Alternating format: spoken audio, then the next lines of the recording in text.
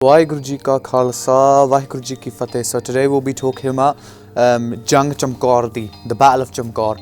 So for those of you who don't know, this week is what we call the Shahidi week. It's the week where a lot of Shahidis have occurred in Sikh history. It's also the Christmas week, so I know a lot of my brothers and sisters might be celebrating Christmas. But this is something that we like to talk about because this is something that happened around the same time. It's a Saka in the sense that it's a massacre that happened. It was brutal. It's a bad time for Sikhs at this time. But having said that, it's always good to remember. So we must remember those who came before us, and we must remember our rich history. So because of that, we have this small program to try and educate people about what actually happened in Chamkaur Sahib at the time.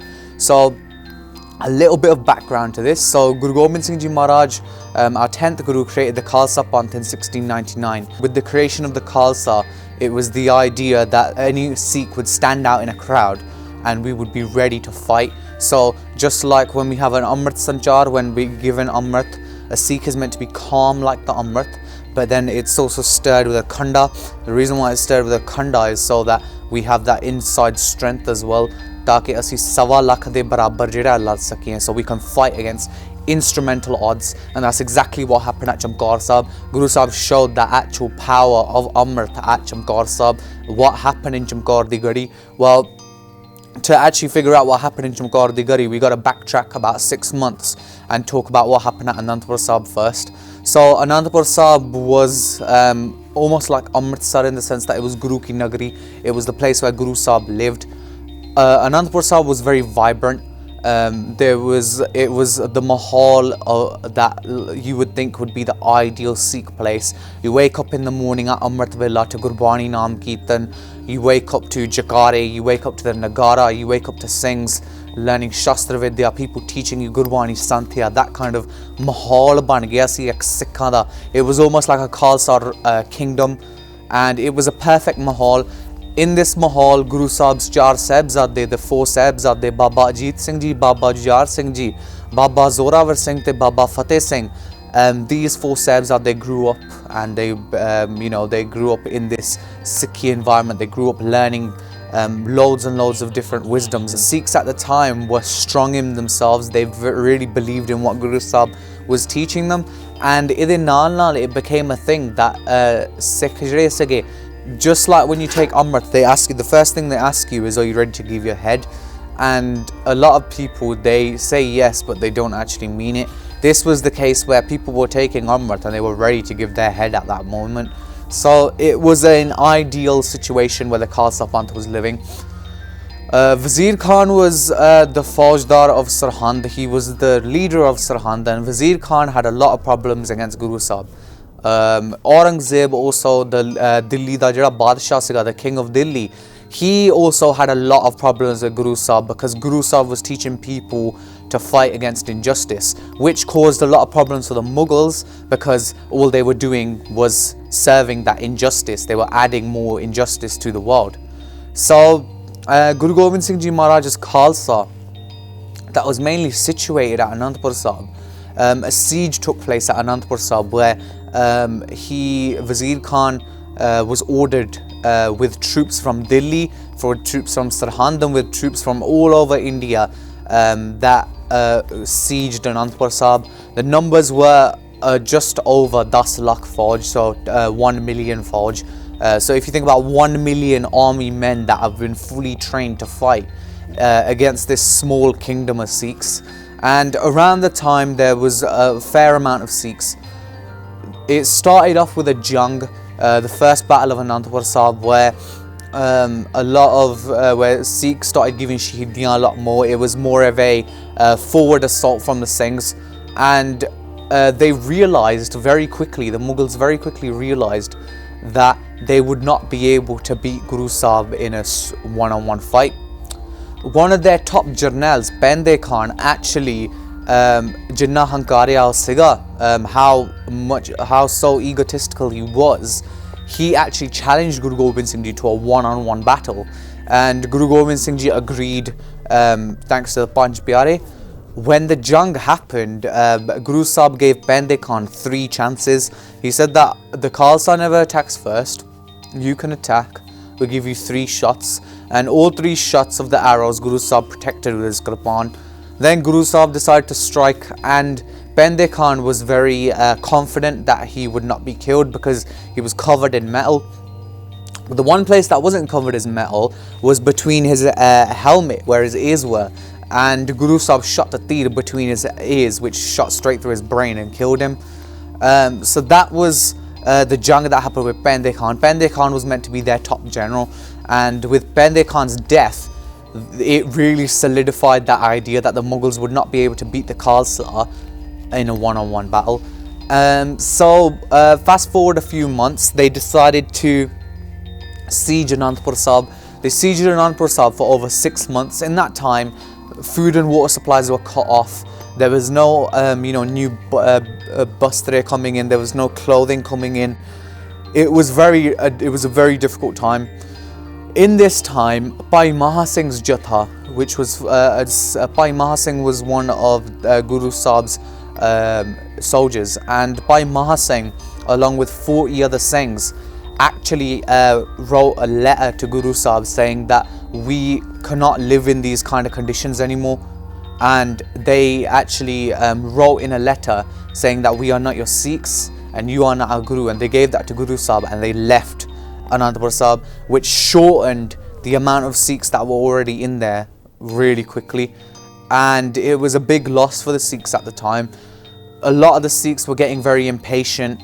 Then a few days later, a letter came from one of Wazir Khan's Faujdars, and it was his messenger basically said that the Pahari Raje, so for those of you who don't know, the Pahari Raje were the Hindu Rajput kings.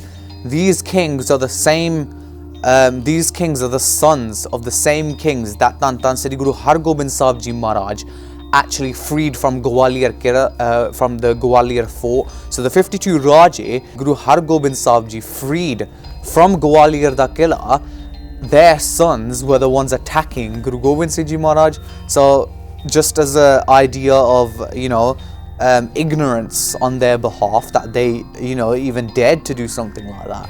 But jiddan itihas dasta, the way history tells it, they actually ਉਹਨਾਂ ਨੇ ਕਸਮ ਖਾਧੀ ਸੀ. They swore, saying that we would not attack Guru Sahib. They swore on the Quran. The Muslims swore on the Quran, which is their holiest book, and the Hindu Rajput kings, they swore on their holy cow, and they said that we would not do anything like that. We would not attack you. Now their idea was we would not attack you at all. So the Sikhs were happy. The Sikhs said, Guru Sahib, they're promising now. They've agreed on their own religious values that we will not attack you. Let's leave Anandpur Sahib and let's go somewhere else. So Guru Sahib, listening to the Panj Pyare and the other Singhs, Guru Sahib decided to leave the Qila. The original plan was for the Singhs to then go to Delhi, travel to Delhi, and Guru Sahib obviously got the 2 Vadde Sahibzade, Baba Ajit Singh Ji and Baba Jujhar Singh Ji, ready for this battle as well, because ਉਹਨਾਂ ਨੂੰ ਵੀ ਪਤਾ ਸੀਗਾ that it wasn't going to turn out how everyone planned. When they got to Kirtpur Sahib, which was not too far from Anandpur Sahib, the Mughals attacked from behind and they charged. The Singhs found out that the Mughals were planning an attack, but it was also time for Amrit Villa. It was near the Sarsa Nadi Kanda. It was Amrit Villa time, and Guru Sahib, instead of trying to fight a jang, Guru Sahib said it's time to do Nitnem. So that's how important Nitnem is, that even when there's 10 lakh veri outside ready to fight you, and there's there's so many problems going on, Guru Sahib said udon vi aapa Amrit Vela sambhalna. And Guru Sahib then did Asa Diwar as well after, which is about a 2-hour Kirtan session, and Guru Sahib did Asa Diwar as well, again showing the importance of Bhakti. When Asa Diwar finished, in that time Baba Ajit Singh, Bhai Bachittar Singh, Bhai Daya Singh, Bhai Ram Singh, a few other Singhs that were known for their bahadri, they created a wall between two mountains where they started fighting the Mughals that were approaching, just to ensure that the Mughals couldn't get through. And Baba Ajit Singh Ji was the first one to stand there. Baba Ajit Singh Ji, being the oldest son of Guru Gobind Singh Ji Maharaj, he actually said that, you know, my Pita is sat over there, my Guru is sat over there. Let's see how much strength you lot have to actually try and go past me and try and get to my father. So, we have such a rich history in our Sikhi that Baba Ajit Singh Ji, being a 118-year-old Sipahi, being 118-year-old Singh, had that much strength inside them that they were ready to take on that whole 10 lakh Fauj on their own. Yeah. So, our Sikhan di enni vaddi jehdi history. So, what happened next is that Guru Sahib then crossed Khalsa Nadi river. Now the river was overflowing at the time and it was flooded. So the issue is that when they were crossing, they didn't actually realize how deep it was. We lost a lot of Barni, we lost a lot of Itihas, and we lost a lot of Sikhs in that river. And what happened was Guru Sahib's parvar got split. Mata Sundari Ji, Mata Sahib Kaur, and Bhai Mani Singh, along with a lot of Singhs, their main Singh Jatha, got separated one way. They decided to go with the original plan and head to Delhi. The Chote Sahibzade, Baba Zorawar Singh and Baba Fateh Singh, they were separated with Mata Gujri Ji, and they decided to go another way until they met Gangu. And Tan Sri Guru Gobind Singh Ji Maharaj and the two Vadde Sahibzade and 40 other Singhs decided to go to Chamkaur Sahib. Chamkaur, the Gadi, the Kachi Gadi Gurdwara, this Gurdwara was actually, some people say it was Pir Buddhu Shah's Haveli, and some people say it was Raja Duni Chand's Haveli. But regardless, they actually stayed in this Haveli, which was like a fort, and it was on a high place, which gave them the battle advantage. So night came, the Singhs fell asleep, and a Shahid actually writes, a poet actually writes about how Guru Sahib felt at that night, that they were walking around looking at their Singhs, knowing that every single one of them would die the next day. And you know, it's quite a mandbagi poem, and you can read that. It's written by Allah Yar Khan Jogi, and you can read that, and it gives a lot of information about what happened in Chamkaur di Gadi. So morning came, and Guru Sahib again asked the Singhs to wake up for Amrit Vela. Nitnem unhone shuru kita, Asa Diwar da kirtan shuru kita. And when they finished Asa Diwar, the Singhs were talking amongst themselves. They had not realized that that 10 lakh Fauj had covered the Chamkaur di Gadi, and they had completely surrounded it. And Nar Khan and Ghani Khan, who were the two journals that were actually related to Sher Muhammad Khan, who was the Nawab during the Sahibzade's trial, the Chote Sahibzade trials, which we'll talk about in another video. But they were the brothers of Sher Muhammad Khan. Now, what happened is Nar Khan and Ghani Khan decided, let's just go on a party and let's attack the Qila like that, and let's get inside. And they sent a small wave of Fauj to do so. And Guru Sahib, the moment they finished Asa Diwar da Kirtan, Guru Sahib took out his kirpan and said, it's time to fight. And they got to the top, and the moment Nar Khan and Ghani Khan got to their ladders, Guru Sahib actually shot them both with a tir. And that is the reason why Sher Muhammad Khan had a problem with Guru Gobind Singh Ji Maharaj, because he killed their two brothers. Now, obviously this was in a jang, and bearing in mind Guru Sahib actually used to give Sawa Tola Sona as well, so a small amount of Sona was on Guru Gobind Singh Ji's tirs, so that when they would kill someone, they had enough money, that family would then have the money to be able to do that person's sanskar as well. So because Guru Sahib never had a jang, this is a misconception that a lot of people have. Guru Sahib's jang was not against the Muslims, it wasn't against religion, it was against oppression. And that's something that a lot of people don't understand. There's some people that say that what's the point in being liberated when Akaal Purkh resides in everyone. It's not about that. When Akaal Purkh resides in everyone, that's true, but when someone's hankar is driving them to do something, that's not Akaal Purkh's doing, that's your doing. So that was what Guru Sahib was trying to get rid of, that idea of hankar that was within everyone. And jede nahi mande sige pyar naal, like Guru Sahib said in Zafarnama,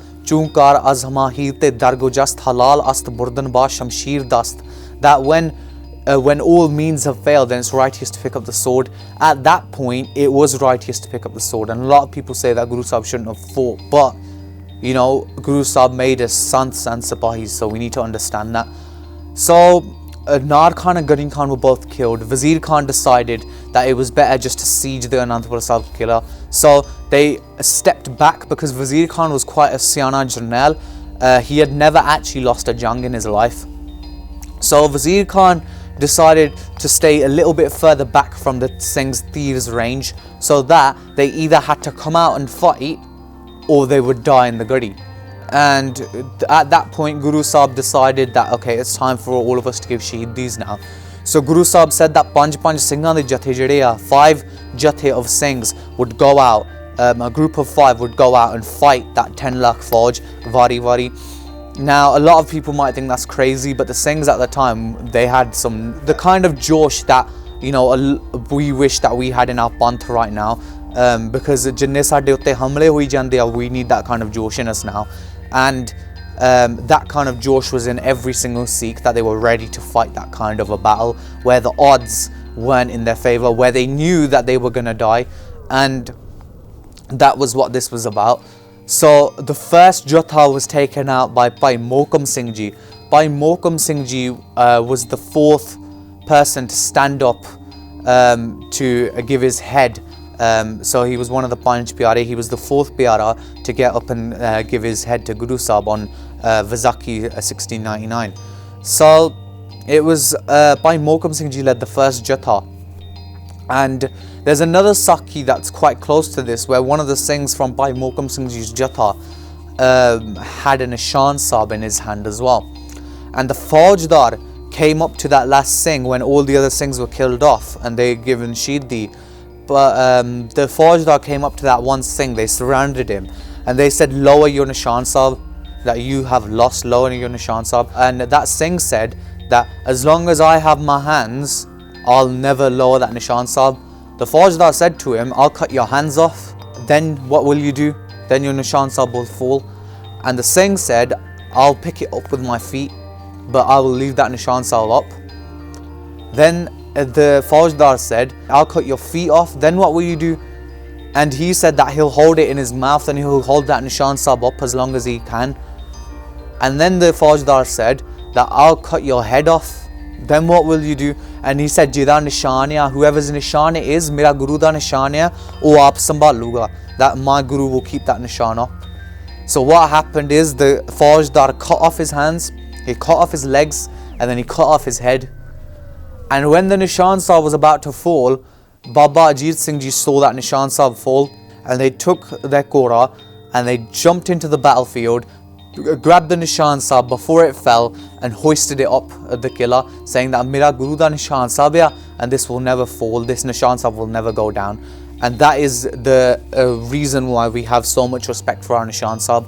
So in Chamkaur di Gadi, by the time that Baba Ajit Singh Ji was ready to go to the jang, Baba Ajit Singh Ji wanted to fight at Sarsa Nadi de Kande. He wanted to stay in the jang, but Guru Sahib called him back.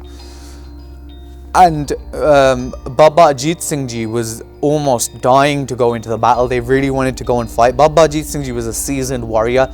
From the age of 12, he had been fighting in jangs, and he was one of the greatest warriors in Sikh history.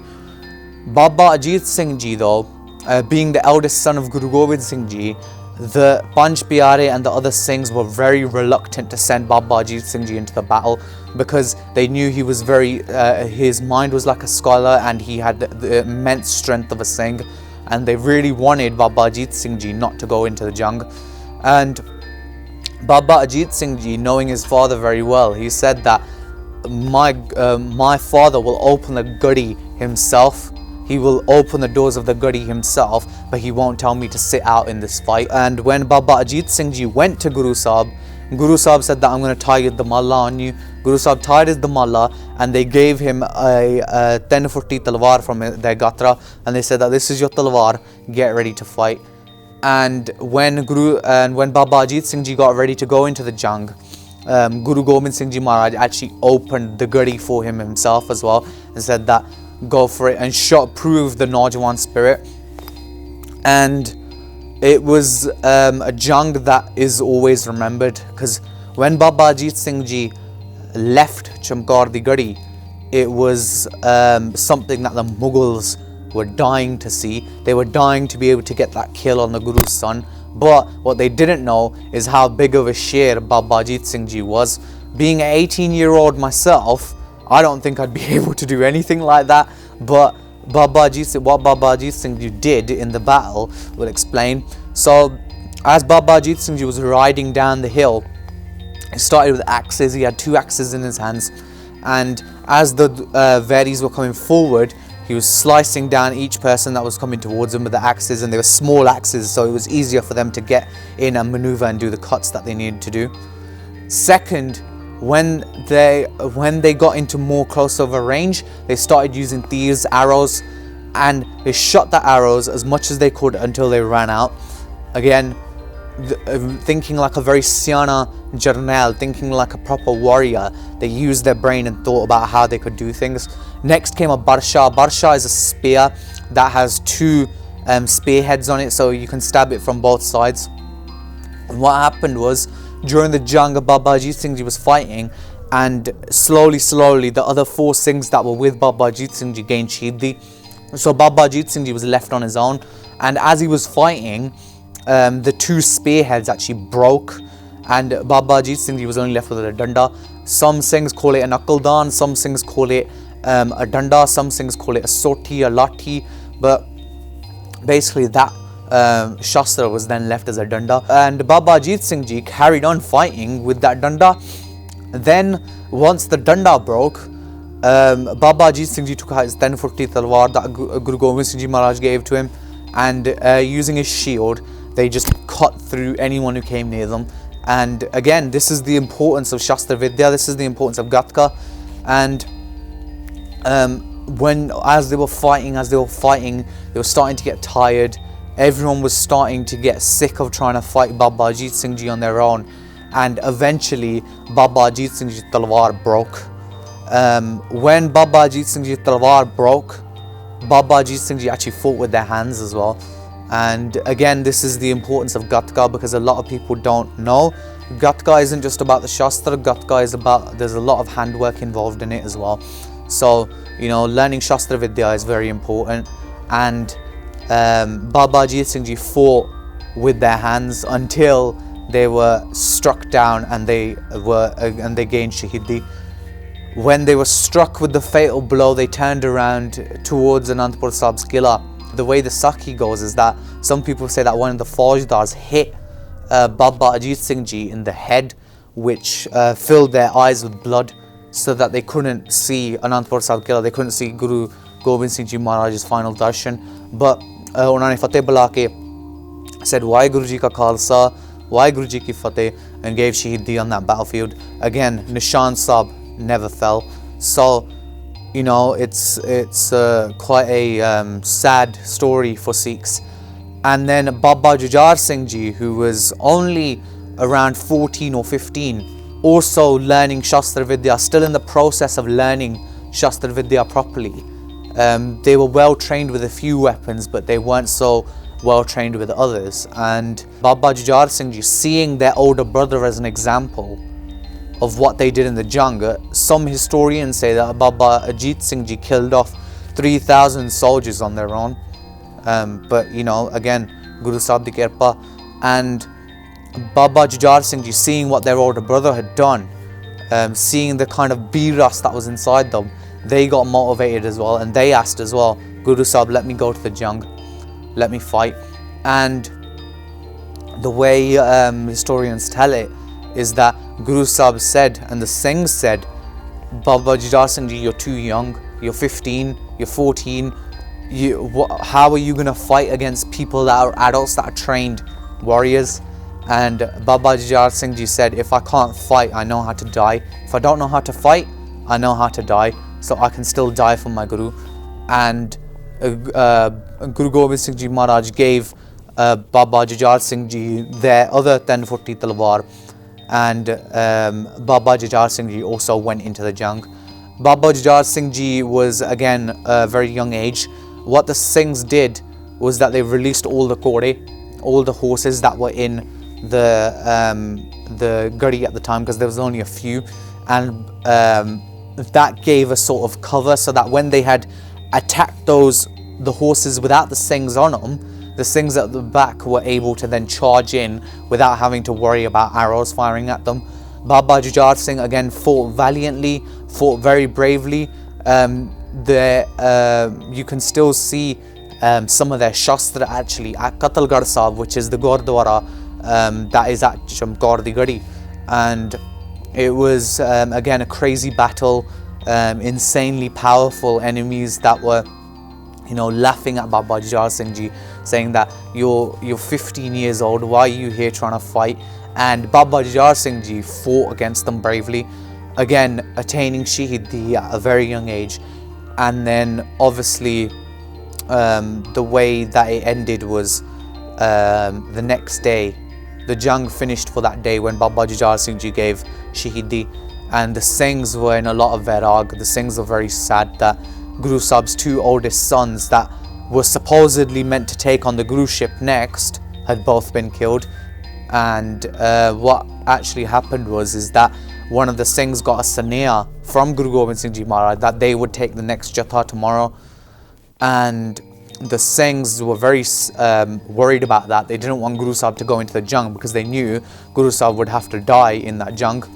So in order to ensure that Guru Sahib didn't die in that jang, the Singhs got the Panch Pyare came together. So 3 of the Pyare had already given Shahidi. So Bhai Daya Singh Ji, Bhai Dharam Singh Ji, and then 3 other Amritdhari Singhs got together with Maharaj and said, Appa Panch Pyare hege hain ji.